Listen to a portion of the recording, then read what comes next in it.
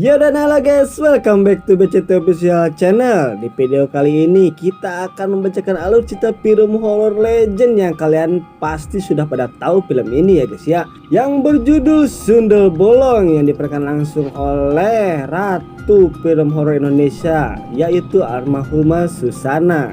Film ini dirilis pada tahun 1981.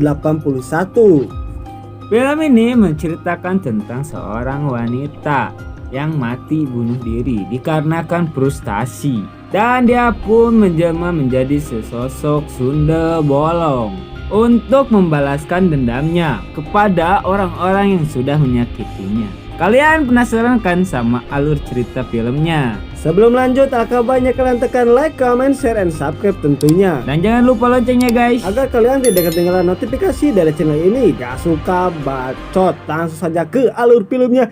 Cekicrot. Di awal film kita diperlihatkan ada sebuah acara pernikahan antara Alisa dan juga Hendarto. Namun kebahagiaan mereka berdua itu harus tertunda untuk waktu yang cukup lama, dikarenakan dia ini adalah seorang nahoda kapal. Dan secara mendadak Hendarto mendapatkan surat tugas dari kantornya. Dengan berat hati, Hendarto pun pamit kepada istrinya untuk pergi bertugas.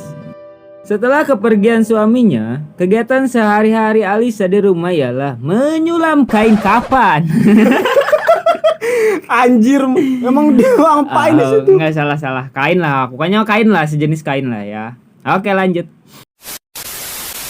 Kegiatan sehari-hari Alisa ini ialah menyulam kain, dan itu sudah menjadi hobinya.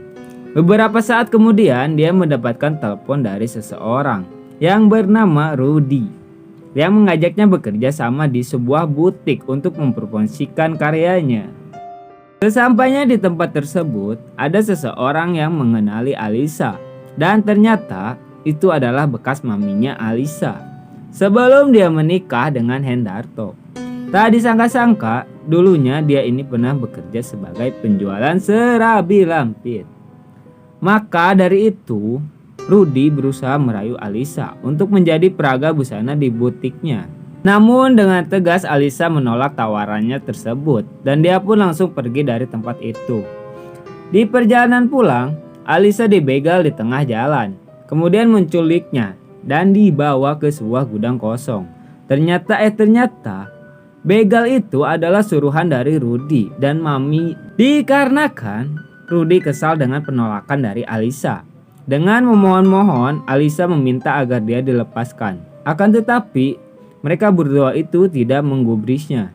Dengan kejam, Rudy dan anak buahnya malah mengikat Alisa dan memperkawasnya secara bergiliran.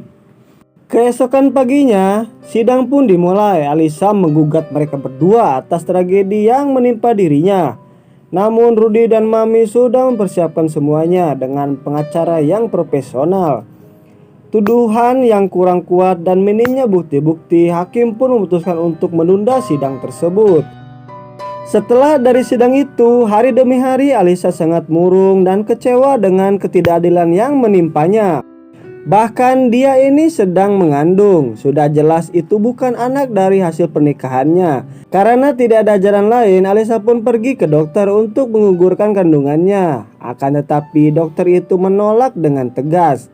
Karena itu perbuatannya sangat berdosa. Dia bahkan meyakinkan dokter bahwa dia itu sudah melakukan itu sebelumnya, dan bahkan dia itu pernah menggugurkan kandungannya lebih dari 5 kali. Buset, parah kali cowok. Jangan ditiru ya adik-adik manisku, itu perbuatan yang sangat berdosa. Oke lanjut.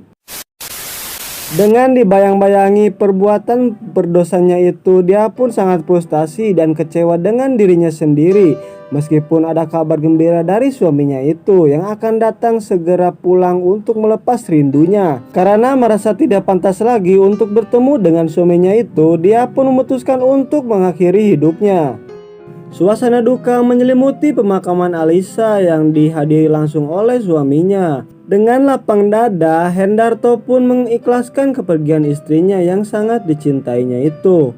Seketika dia pun teringat masa-masa indah ketika pertama bertemu dengan Alisa hingga mereka sampai ke jenjang pernikahan. Scene berpindah kepada Rudy dan Mami.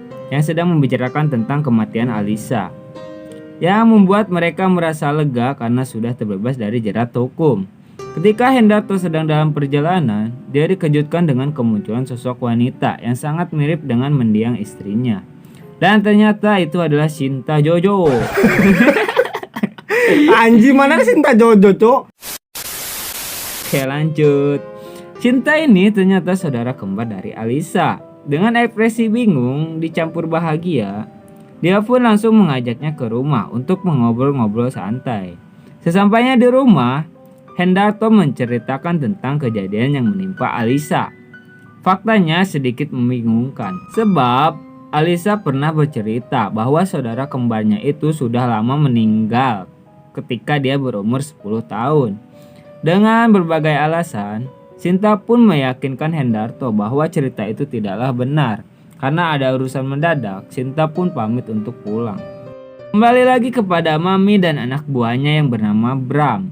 Dikarenakan wanita yang bernama Esti ini mendapatkan panggilan micet, Bram pun mengantarkannya ke titik lokasi. Setelah mengantarkan Esti kepada konsumen, dia pun menunggu hingga pusreng Esti selesai. Tiba-tiba dia digoda sama bule cantik yang mengajaknya untuk pusreng bareng. Tiba-tiba bule itu berubah menjadi Alisa dengan mode sundul bolongnya. Seketika Bram pun jadi korban pertama dari Alisa. Di sisi lain, Mami mulai merasa ada yang aneh karena Bram dan Esti tak kunjung kembali. Kemudian Amin, seorang tukang beca, pun diutus Mami untuk menjemput mereka. Dan inilah scene yang sangat legend dan familiar di mata kalian, bukan? Di mana hantu legend ini sedang memakan puluhan sate dalam sekejap yang membuat pedagang sate itu pun lari terbirit-birit. Di saat itu juga pedagang sate itu pun berpasangan. Goblok, apa lagi tukang sate berpasangan? sorry, tipe. Di saat itu juga pedagang sate itu pun berpasangan. Ayo aja berpasangan, goblok. Dulu. Oke, lanjut. Di saat itu juga pedagang sate itu pun berpapasan dengan Amin yang membuat becaknya terguling. Karena kesal, Amin pun tidak mempedulikan alasan mereka dan lebih memilih melanjutkan tugasnya. Betapa apesnya, dia malah bertemu dengan sundel bolong yang membuat dia lari ketakutan. Kini tinggal Gadung yang menjadi incarannya Alisa. Dia pun dibawanya ke tempat di mana dulu dia memperkaos Alisa. Tak butuh waktu lama, Gadung pun tewas tertimpa mobil. Berita kematian antek-anteknya Rudy dan Mami pun menyebar luas hingga terdengar oleh Hendarto. Rudy dan Mami pun mulai merasa bahwa kematian anak buahnya itu disebabkan oleh Hendarto untuk membalaskan kematian istrinya. Untuk mencegah adanya korban lagi, mereka berdua pun mengutus semua anak buahnya untuk menghabisi Hendarto. Namun keberuntungan masih berpihak kepadanya. Di saat terdesak, tiba-tiba polisi datang yang membuat rencana mereka itu gagal total. Next korban. Karena gue gak tahu namanya siapa, jadi kita panggil saja dia ini dengan nama Jarot. Oke, lanjut. Karena Alisa menguasai genjutsu tingkat tinggi, dia pun berhasil memanipulasi pikiran Jarot. Karena sudah terjebak dan gak bisa kemana-mana, Alisa pun langsung mengeksekusi Jarot hingga dia pun tewas. Berita kematian yang janggal ini mulai menghebohkan netizen, hingga menyebutkan bahwa benar sosok sundel bolong itu adalah Alisa. Kini Rudy dan Mami sudah menyadari bahwa musuh mereka itu bukan Hendarto, melainkan Alisa. Untuk mencegah korban jiwa lagi, Rudy pun memutuskan untuk meminta bantuan dari seorang dukun sakti. Setelah Rudy pergi, ternyata Alisa langsung mengincar anak buahnya lagi yang bernama Jeffrey. Dia pun tewas seketika. Begitu pula dengan mantan maminya juga, harus mati secara tragis di tangannya Alisa. Setelah kepolisian menyelidiki tentang Alisa, bahwa benar dia itu mempunyai saudara kembar yang bernama Shinta, dan data membuktikan saudaranya itu sudah lama meninggal. Pak Ustadz pun memperjelasnya dengan kesimpulan, Alisa itu akan berwujud Shinta apabila bertemu dengan Hendarto. Akan tetapi dia akan berubah ke mode sundel bolong ketika dia bertemu dengan musuh-musuhnya. Penyelidikan pun dimulai. Di saat mereka bertemu di suatu tempat, Hendarto mulai mencurigai bahwa dia itu bukanlah Shinta, melainkan Jojo. Oh, Sinta Jojo sih anjir. Mana sih? Jadi Jojo lagi. Gak ada gak ada Jojo. Ini bukan keong racun. Anjing. Oke, lanjut. Di sela-sela itu, Rudy dan pasukannya sudah sampai ke kuburannya Alisa. Karena sudah terdesak, Alisa pun langsung pergi dari tempat itu. Dan secara tidak sengaja dia menjatuhkan tas yang berisi foto pernikahan mereka. Kini terungkap sudah bahwa sebenarnya dia itu adalah Alisa yang menyamar. Hendarto dan kepolisian pun langsung OTW ke tempat di mana Alisa akan pergi. Kembali ke tempat Rudy dan dukun itu yang sedang akan melakukan ritual. Dengan sigap Alisa pun langsung mengganggu ritual mereka. Dengan sangat percaya diri, dukun itu pun langsung mengajak Baiwan kepada Alisa.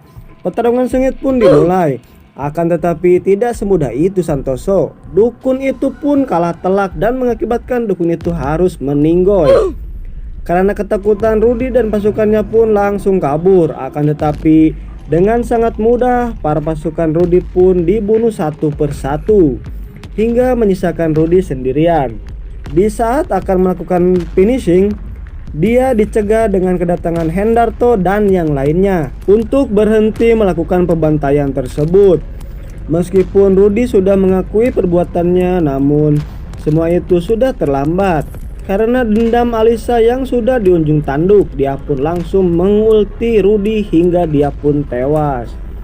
Setelah itu, Alisa meminta maaf kepada suaminya atas semua yang telah terjadi. Dan Hendarto pun meyakinkannya untuk mengikhlaskan semuanya. Dengan doa-doa yang diucapkan suami dan yang lainnya, kini Alisa pun bisa tenang di alam sana dan film pun selesai. Yo, oke guys, inilah dari cerita film horor Sundel Bolong. Pesan-pesan yang bisa kita petik dari film ini ialah apapun yang kalian tanam itu juga yang akan kalian petik. Jadi maksudnya gini ya guys. Apa yang kalian perbuat pasti ada balasannya lah. Seperti ya karma baik sama karma buruk lah. Kalian pasti tahu lah. Iya, jadi misal kalian itu berbuat jahat kepada seseorang, ya kalian juga akan dijahatin sama orang juga. Oke lah. Sekian dari kami. Jangan lupa terus dukung channel ini dengan cara like, comment, share, and subscribe tentunya. Dan jangan lupa loncengnya guys, agar kalian tidak ketinggalan notifikasi dari channel ini. Gue Yudhistira pamit. gue Revan. See you next time video. Bye bye.